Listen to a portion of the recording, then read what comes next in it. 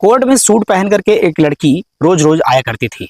उसको देख करके एक लड़के का मन बार बार मचल रहा होता है, बात करने की वो बार बार जिज्ञासाएं कर रहा होता है, लेकिन बात कर नहीं पाता है। तभी अचानक से 10-15 दिन उससे देखने के बाद में एक दिन वो हिम्मत जुटा करके उससे पूछ ही बैठता है कि आखिर तुम रोज कोर्ट क्यों आती हो, क्या बात है। वो लड़की बताती है कि मेरे पति ने मेरे ऊपर झूठा आरोप लगाया है कि मैंने उसको गोली मरवाई, और जबकि ऐसी कोई बात नहीं थी और उसकी पुरानी दुश्मनी थी।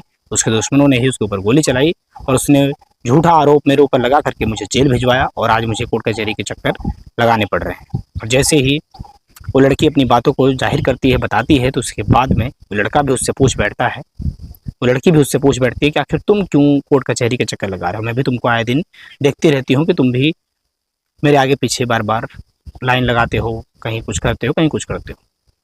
लड़का कहता है कि मेरे साथ में भी ऐसा ही हुआ है, मेरे ऊपर 6 मुकदमे दर्ज हैं, कई मुकदमे के ऊपर संगीन धाराओं के अंदर मेरे ऊपर मुकदमे दर्ज हैं, जिसके कारण से मेरे कोर्ट में सुनवाई के दौरान मुझे कई में सज़ा भी मिली है, लेकिन कई में मैं बरी भी हो चुका हूँ।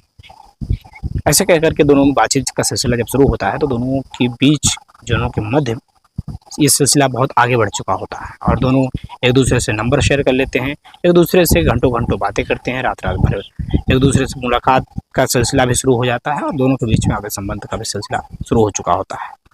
और यहाँ जिस प्रकार से दोनों एक दूसरे के साथ में रहा करते थे, लेकिन समय बीतता है और कुछ ऐसी घटनाएं सामने आ जाती हैं जिसको सुनने के बाद में आप भी अपने दांतों तले उंगली दबा लेंगे और सोचने पे मजबूर हो जाएंगे कि आखिर इस युग में ये हो क्या रहा है और कैसे कोई अपने रिश्तों को बचाए और कैसे अपने रिश्तों को सुलझाए। नमस्कार, मैं श्रवण कुमार और आप देख रहे हैं स्टोरी एटीएम। दोस्तों, ये सच्ची कहानी है। उत्तर प्रदेश के झांसी की तहसील है बहरुली और गांव का नाम है कुमरिया। अजय पाल के नाम का एक व्यक्ति है जो कि 24 जून 2025 को दोपहर तकरीबन 2 बजे जब अपने घर का दरवाज़ा खोलता है और जा करके जोर जोर से चिल्लाता है, कहता है, सुशीला कहाँ हो, पानी लाओ। लेकिन कई बार कहने के बाद में भी सुशीला जब बाहर नहीं आती है तो वो अपने उसके कमरे में जाता है और देखता है तो चारपाई से उसका दोनों हाथ बंधे हुए रहते हैं, दोनों पाँव बंधे हुए रहते हैं, मुंह के अंदर रुमाल भी ठुसा हुआ रहता है। अब वो जैसे ही देखता है तुरंत रुमाल को बाहर निकालता है। वो सोचता है कि कुछ बोलेगी, लेकिन कुछ बोलती नहीं है। आंखों को खुला देख करके वो समझ जाता है कि सुशीला मर चुकी है। अब वो घबरा करके लोगों को, बाहर के लोगों को चिल्लाता है, बुलाता है और बुलाने के बाद में तुरंत पुलिस को भी फ़ोन कर दिया जाता है। और पुलिस जैसे ही मौके पर पहुंचती है, छानबीन का सिलसिला शुरू होता है और पुलिस पहले पूछती है कि तुम इसके क्या लगते हो।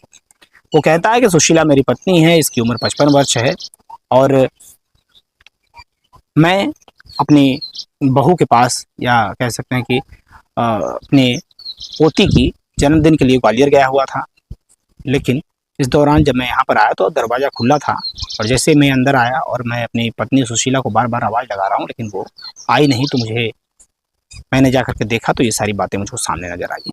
अब पुलिस जैसे ही इस बात को जानकारी एकत्रित करती है कि आखिर यहाँ पर कुछ लोग जो आए थे तो वो लोग थे कौन, आखिर ऐसा कोई कैसे कर सकता है। पड़ोस के लोगों से पूछताछ करना शुरू किया और पुलिस ने शव को अपने गिरफ्त में लेकर के तुरंत उसे पोस्टमार्टम के लिए भेज दिया।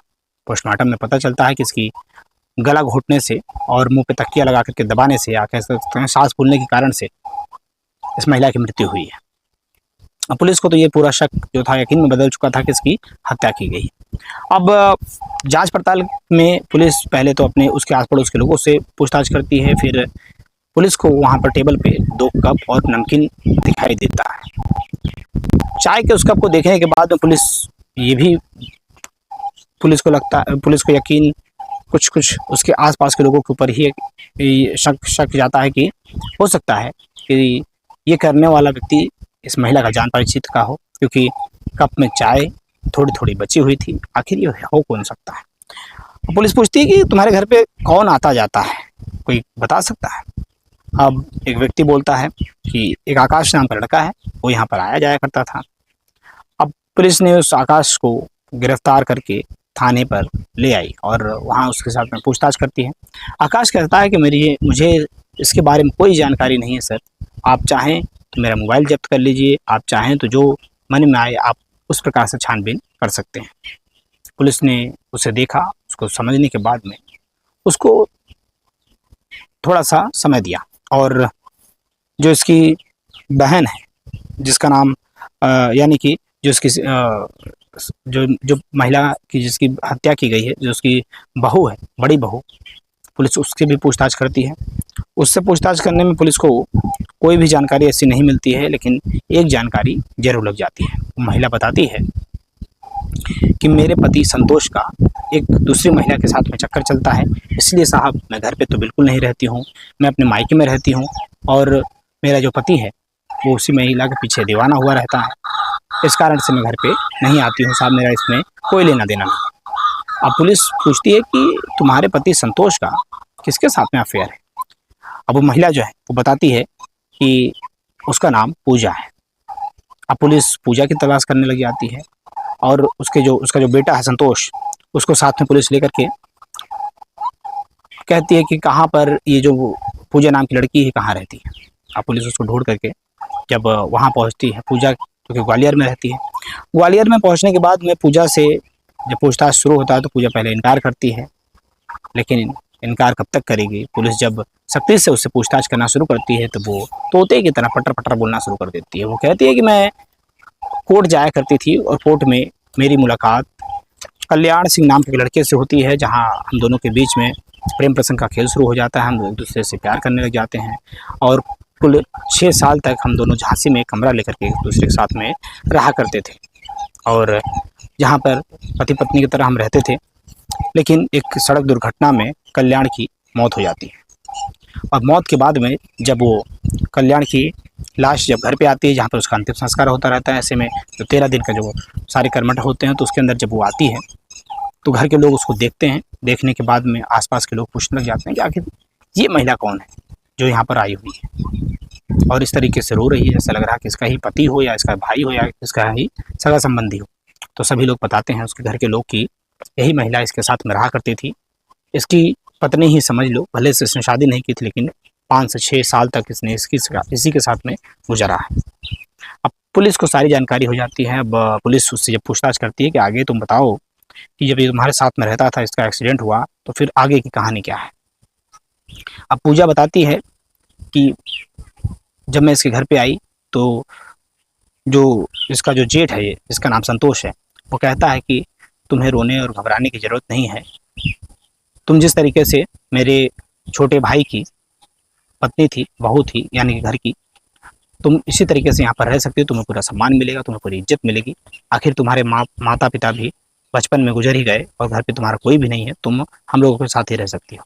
यह कह करके उन लोगों ने अपने साथ में उस लड़की को रख लिया, और पता चला ये लड़की 12वीं तक पढ़ी लिखी भी है, इसलिए उसका आगे की पढ़ाई के लिए कॉलेज में उसका नाम भी लिखवा दिया। लड़की बाकायदा रोज़ घर से साइकिल से आया जाया करती थी, कॉलेज जाया करती थी, कोई भी बात, कोई भी परेशानी नहीं थी।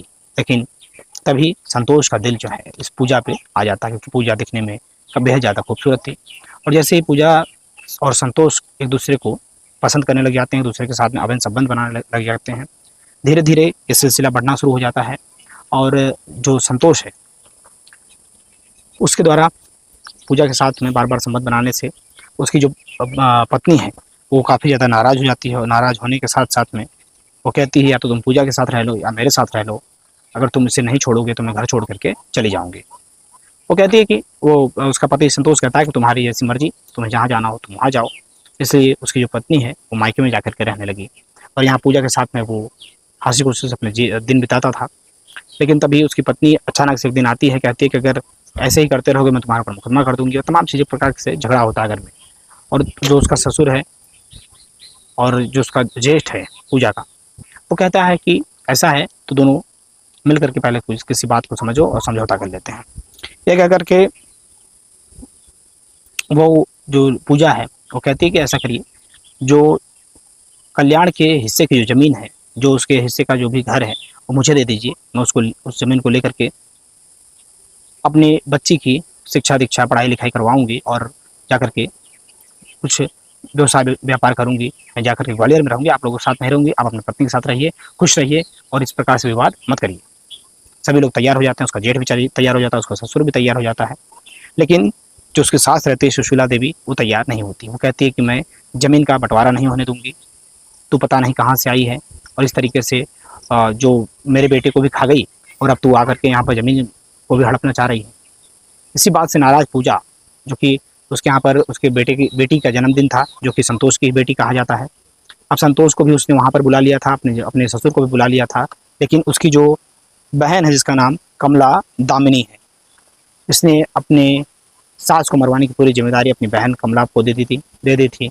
और जैसे ही ये लोग अपने जब बर्थडे मना रहे थे, वहाँ पर इसकी बहन दामिनी जाती है और उसकी सास को अपने बॉयफ्रेंड के साथ में, जिसका नाम अनिल है, उसके साथ मिल करके उसकी हत्या कर देती है। और हत्या का खुलासा जैसे ही होता है, तमाम लोगों की आंखें खुली रह जाती है। सभी लोग ये सोचने पर मजबूर हो जाते हैं कि आखिर इन खूबसूरत चेहरों के पीछे इतना काला सच कैसे हो सकता है। दोस्तों, इस कहानी को सुनाने का उद्देश्य हमारा किसी व्यक्ति विशेष को ठेस पहुंचाना मकसद नहीं है। आपको जागरूक करना है, आपको सजग करना है कि आप अपने जीवन में जागरूक रहें, सजग रहें, तो ऐसे अपराधियों से, ऐसे अपराध होने से बच सकें। मिलते हैं नेक्स्ट वीडियो में।